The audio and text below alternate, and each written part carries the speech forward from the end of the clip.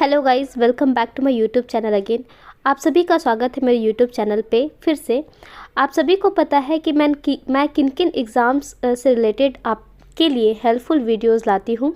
और अगर आपको अभी तक पता नहीं है तो आप मेरे चैनल के डिस्क्रिप्शन पे जा सकते हैं और वहाँ आप देख सकते हैं कि किन किन एग्ज़ाम्स को लेकर के आपको यहाँ हेल्पफुल वीडियो मेरे चैनल पे मिल जाएगी। और स्टिल अगर आपने मेरे चैनल को अभी तक सब्सक्राइब नहीं किया तो बिल्कुल सब्सक्राइब करें, क्योंकि मेरी चैनल हमेशा आपके लिए एक होता है ना कि आपको एक सटीक सिंपल तरीके से और जो सिलेबस ओरिएंटेड जो एग्ज़ाम से रिलेटेड जो सिलेबस होते हैं सटीक वही आपको यहाँ पे फैक्ट मिलता है। कोई भी इधर उधर की बात नहीं मिलती, ठीक है। तो हम लोग बिना समय गवाए हुए जो हमारे लिए काम के लिए महत्वपूर्ण है, जो हमारे काम का है, वो स्टार्ट करते हैं। सबसे पहले तो मैं ये बता दूँ कि आपका जो खोटा का जो सिलेबस है, जैसे कि आपने जेएसएससी सीजीएल में देखा है, ठीक है। तो उसमें आप देख पा रहे होंगे कि मैं दिखा देती हूँ सबसे पहले आपको खोटा का जो सिलेबस है। तो यहाँ से आप देख रहे हैं, यहाँ पे आपका खोटा का सिलेबस है। आपका गद्य पाठ में 3 दिया गया है, छाहियर, सोंद माटी और खोटा निबंध। पद पाठ में आप देख रहे हैं कि ये 4 है, दामोदरी कोराय, आखिक गीत, खोटा कोट, पैदेक खेड़ी और एक मौनी फूल, ठीक है। और इसके बाद आप देख पा रहे हो नाटक में आपका जो स्टार्ट हो रहा है डा, अजगर, चाबी काटी और उद्वासल कर्ण। तो देखिए दोस्तों, अन्य साहित्य विद्या में पूछा गया ये। तो ये आपका ऐसा मत सोचिए कि ये छोटा सिलेबस है, ये काफ़ी ब्रॉड सिलेबस है अगर आप पढ़ने को चले तो। अगर अभी तक आपको आइडिया नहीं है तो मैं आपको बता दूं कि सबसे पहले तो हम लोग स्टार्ट कर रहे हैं नाटक का जो से रिलेटेड जो क्वेश्चंस पूछे जाएंगे। सबसे पहले तो आपको नाटक पढ़ना होगा दोस्तों कि वो नाटक एक्चुअली है क्या, और वो नाटक एक कहानी के जैसे ही होती है, तो आपको उसके पात्र जानने होंगे और उससे क्वेश्चंस बनते हैं। तो सीरियल के अकॉर्डिंग आपका जो पहला जो नाटक है वो है अंडा, ठीक है। और मैं कोशिश करूँगी कि जो हिंदी भाषी है उनको खोटा डायरेक्टली पढ़ने में बहुत मुश्किल होता है, तो मेरी कोशिश ये है कि मैं उसको हिंदी में आपको करा दूँ और जल्दी जल्दी करा दूँ, ताकि टाइम भी ज़्यादा ना लगे और आपका सिलेबस का एक छोटा सा एक टॉपिक आपका तुरंत कवर अप हो जाए, ठीक है। नाटक है डा। देखिए ऐसे क्वेश्चन क्या बनेंगे। लेखक है सुकुमार जी, ठीक है। और प्रशासक है इसकी मूर्ति, ये पूछे जाते हैं कि प्रशासक मूर्ति देवी भेड्रा नवाडी बोकारो, ठीक है। यहाँ से इसका प्रकाशन हुआ है। प्रकाशन वर्ष में देखिए यहाँ पे थोड़ी सी मिस्टेक है, ये 1922 नहीं होगी, ये 1992 होगी दोस्तों। तो इसको हमें आप यहाँ पे करेक्शन कर सकते हैं।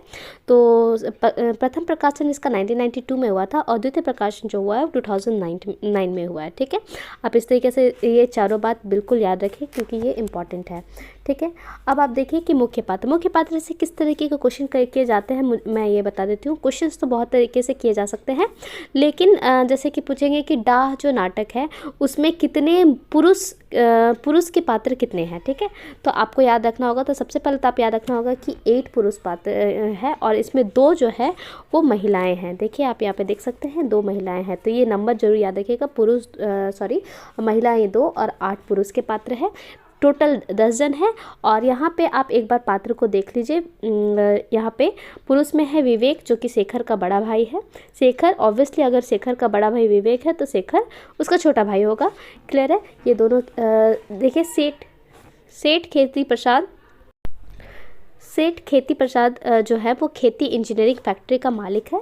ध्रुव सिंह जो है यहाँ पे ध्रुव सिंह होता है, लेकिन खोटा में इसको हम लोग ध्रुव के नाम से प्रोनाउंसिएट करते हैं। तो ध्रुव सिंह जो है वो खेती इंजीनियरिंग फैक्ट्री का मैनेजर है। विराट जो है एक चालबाज है। जग्गा जो है वो कारखाना का सुपरवाइज़र है। सिमिलरली गुप्ता जी सरकारी वकील है और बख्शी जी जो है वो दूसरे पक्ष के वकील है, ठीक है। महिलाएँ के बारे में आते हैं तो रचना जो है वो विवेक की पत्नी है, ठीक है। विवेक जो कि शेखर का बड़ा भाई है, आपको यहाँ पे दिमाग में फिर से एक बार रिकॉल करना होगा, ठीक है। अब भावना जो है वो विराट की पत्नी है, जिसके बारे में ये मैंने बताया है कि विराट एक चालबाज है, ठीक है। स्टार्ट ऐसे होते हैं कि और अन्य लोग जो है यहाँ के जो मुख्य पात्र में नहीं आते हैं वो है जज, पुलिस, थानेदार, यहाँ अर्दली चोर, बंटी, मुन्नी, किशनलाल आदि, ठीक है। इससे क्वेश्चंस बिल्कुल बनेंगे। अब देखिए नाटक कुछ इस तरीके से स्टार्ट होता है और मैं हिंदी में ही ये स्टार्ट करूँगी। देखिए कोर्ट में काफ़ी लोगों की भीड़ थी और मैं जल्दी जल्दी करती हूँ और आप मेरे लिखावट से ज़्यादा आप मेरे आवाज़ को बिल्कुल पकड़िए और मैं स्पीडली ये करवाना चाहती हूँ आपको, ताकि आपके कम से कम समय में आपको चीज़ समझ में आ जाए। ठीक है, तो कोर्ट में काफ़ी लोगों की भीड़ थी। दोनों और वकील अपने अपने जगह पर बैठे थे फैसला सुनाने के लिए। सेठ खेती प्रसाद का उनका मैनेजर जो ध्रुव से विवेक की पत्नी आदि बैठे हुए हैं। जज साहब आकर अपने जगह पर बैठते हैं। उनके पास झगड़ा का फाइल रखा जाता है। जज साहब फाइल को देखें और बोले। तो देखिए कुछ इस तरीके से है कि कोर्ट में जैसे कि बहुत सारा भीड़ रहता है, वकील दोनों पक्ष के वकील रहते हैं जो अपने अपने सुनवाई के लिए बैठे हुए हैं। ठीक है, और सेठ खेती प्रसाद जो है, जिनका जो मैनेजर है, जो मैंने पात्र में बताया है कि ध्रुव सिंह, और विवेक की पत्नी, क्योंकि विवेक की हत्या यहाँ पे हुई है। ठीक है, और मैं बता दूं कि विवेक बड़ा भाई था और शेखर छोटा भाई था। ठीक है, जज साहब आकर अपने जगह पर बैठते हैं और झगड़ा की फाइल को उठा करके देख करके बोलते हैं। जज बोलते हैं कि शेखर कुमार वर्मा को अदालत में लाया जाए। एक सिपाही शेखर को लाता है, कटघरा में खड़ा कर देता है और कसम खिलाता है गीता के हाथ में, जैसे कि होता है। ठीक है, अदली बोलता है बोलो, हम जो बोलेंगे सच बोलेंगे, सच के सिवाय कुछ नहीं बोलेंगे। इस तरीके से होती ही है। शेखर कसम खाता है। शेखर जज बोलते हैं कि शेखर, मेरे जानकारी के अनुसार तुम कसूरवार हो, मगर क्या तुम्हारे जानकारी अनुसार बड़े भाई का खून हो गया है? तुम्हारी जानकारी अनुसार क्या ये सच है? तो शेखर से कहा जाता है कि क्या तुमने अपने बड़े भाई की यानी कि विवेक की हत्या की है? तो शेखर, सच है सर।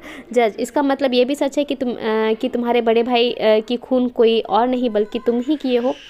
शेखर मुंह लटकाए चुप रहता है। जज, शेखर, हम जो पूछते हैं उसका तुम जवाब दो। क्या तुम ही अपने बड़े भाई को गोली मारे हो? शेखर फिर भी चुप रहता है। ठीक है, तो सरकारी वकील जो है वो your honour, that is your honour, आप शेखर के बेकार में कोई सवाल कर रहे हैं। इसके चेहरे से सब कुछ स्पष्ट हो जाता है कि इन्होंने ही अपना भाई का खून किया है। आज इसी की वजह से इसकी भाभी विधवा हो गई। इसके छोटे छोटे बच्चे इसी की वजह से आज बीच रास्ते में खड़े हो गए हैं। हम जज साहब से आग्रह करते हैं कि दोषी को कड़ी से कड़ी सज़ा दी जाए। तो ये शेखर के जो अपोजिट वकील है, जो सरकारी वकील है, वो अपनी दलील पेश करते हैं और बोलते हैं कि ताकि फिर ऐसा मतलब कभी कोई भाई ना कर सके, इसलिए शेखर को जल्द से जल्द सज़ा सुना दी जाए। तो जज शेखर से कहते हैं कि अब तुमसे आखिरी बार पूछा जाता है कि तुमको इस बारे में कुछ कहना है? शेखर फिर भी चुप रहता है। ठीक है, तो सरकारी वकील बोलता है, फिर सनक कर बोलता है कि जज साहब, आप इससे सवाल पूछकर बेकार अपना समय बर्बाद कर रहे हैं, क्योंकि सभी गवाह को देखते हुए शेखर ही अपने बड़े भाई का खूनी है और यही यदि बचने का कोई सबूत है तो पेश करे। शेखर रोते हुए, हाँ मेरे भाई कोई सबूत नहीं है, हम ही है खूनी, मैंने ही अपने बड़े भाई का खून किया है। इस तरीके से वो कहता है। ठीक है, हम ही है 2 बार कहता है। ठीक है, तो अब की बार फिर शेखर के जो सपोर्ट में वकील है, वो जो बख्शी साहब है, वो उठते हैं, वो बोलते हैं कि जज साहब के पास 2 बात हम भी रखना चाहते हैं। तो जज बोले कि बोलने की छूट है। ठीक है, तो बख्शी साहब जो है, जो शेखर की तरफ से वकील है, मैं बार बार कहती हूँ, माय लॉर्ड, हम सरकारी वकील गुप्ता जी से यह पूछना चाहते हैं कि जो खून हुआ है वो किस चीज़ से हुआ है? तो गुप्ता जी बोलते हैं, तो आपके बोलने का क्या मतलब है? बख्शी बोलते हैं कि हमारे कहने का मतलब ये है, बिल्कुल साफ है कि गुप्ता जी, हम बोल रहे हैं कि खून किस चीज़ से हुआ है। तो गुप्ता जी जो है वो सरकारी वकील, वो बोलते हैं कि योर ऑनर, जब एफआईआर में साफ साफ लिखा है कि शेखर ने बड़े भाई का खून अपने निजी बंदूक से किया है, उसके बाद भी ये सब बात केवल केस को भटकाने का काम कर रहा है। तो बख्शी जी जो है, जो शेखर की तरफ से जो वकील है, वो बोलते हैं, नहीं गुप्ता जी, हमारे ऐसा विचार कभी नहीं है, हम तो गंदे पानी को और साफ करना चाहते हैं योर ऑनर। जबकि सभी सबूत को यह पता चल गया है कि शेखर कुमार वर्मा अपने बड़े भाई का खून किया है, फिर भी वह कुछ सबूत पेश करना चाहते हैं। तो बोला कि सभी को पता चल गया है कि शेखर ने ही खून किया, लेकिन फिर भी हम कोई सबूत पेश करना चाहते हैं। ऐसा कौन कहते हैं? बख्शी जी कहते हैं। जज, अदालत उस सबूत को हाजिर करने के लिए आदेश देता है। ठीक है, तो बख्शी जी एक कागज़ का पुड़िया जज साहब को देते हैं, जिसमें वो बुलेट होता है। तो जज साहब, इसमें तो पिस्तौल की गोली है।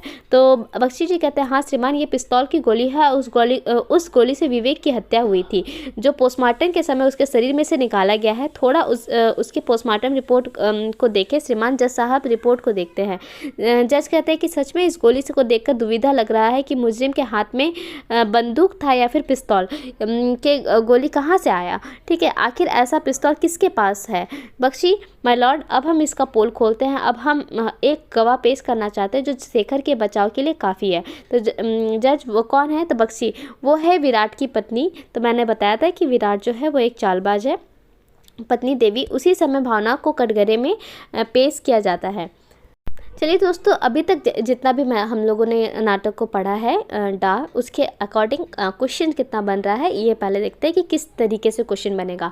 डा नाटक के लेखक के लागत, दैट मीन्स कौन है। तो आप शुरू में पढ़े सुकुमार जी, इसका सही आंसर है। डा नाटक का पहला प्रकाशन कब हुआ। तो 1992। जिस तरीके से मैंने वहाँ पे 22 को वहाँ पे करेक्शन किया था, दैट इज़ 1992।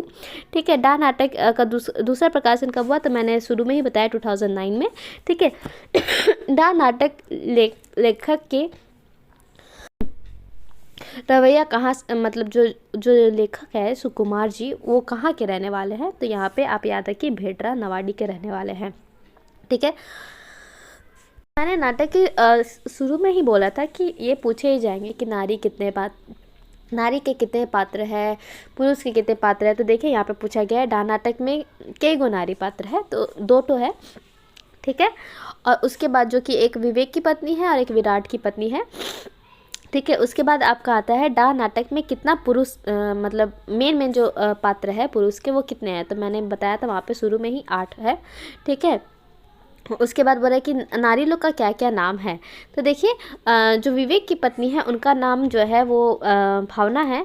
ठीक है, और जो क्या कहते हैं विराट की पत्नी है उसका नाम रचना है। ठीक है, इस तरीके से आप क्वेश्चन पूछा जाएगा। आगे जो क्वेश्चन है, ठीक है, तो वो जो है वो आगे बेसिस जो बेस्ड जो कहानी आगे बढ़ती है उसके आधार पे है। वीडियो ऐसे काफ़ी लंबी हो रही है। मैं कोशिश करूँगी कि जो आपका नाटक है उसको 2 भाग में लेकर के आऊँ ताकि आपको एक अच्छा मतलब वीडियो मिले और एक अच्छी पढ़ाई हो सके। कभी कभी होता है कि वीडियो काफ़ी लॉन्ग होने की वजह से बहुत लोग मतलब देखते हैं कि अरे ये इतना लंबा वीडियो है, अभी इससे मैं नहीं देख पाऊँगा। लेकिन शॉर्ट टाइम ऑफ वीडियो, क्योंकि ड्यूरेशन कम देखने से ना लोग उसको सोचते हैं कि नहीं चलो ये कम का है, तो टाइम के अकॉर्डिंग अगर आप मतलब आप होता है ना कि आप ट्रैवल भी कर रहे हो कहीं पे, तो हेडफोन लगा करके ईयरफोन लगा करके हेडफोन लगा करके आप मेरे इसको देख सकते हो और अपने सिलेबस को चलते चलते भी कवर अप कर सकते हो। ठीक है, तो अभी वीडियो में अंत तक बने रहने के लिए काफ़ी धन्यवाद आपको। चैनल आपको अच्छा लगा हो तो बिल्कुल सब्सक्राइब करें, लाइक करें, शेयर ज़रूर करें दोस्तों के साथ, क्योंकि अब मुझे ऐसा पता है कि मैं टीचिंग फील्ड से हूँ और मुझे ऐसा पता है कि देखिए आप खुद ही पढ़ोगे तो वो आपका जो लर्निंग मोड है, आप अगर किसी से सुन के पढ़ते हो तो वो आपके दिमाग में ज़्यादा दिन तक रहता है ना।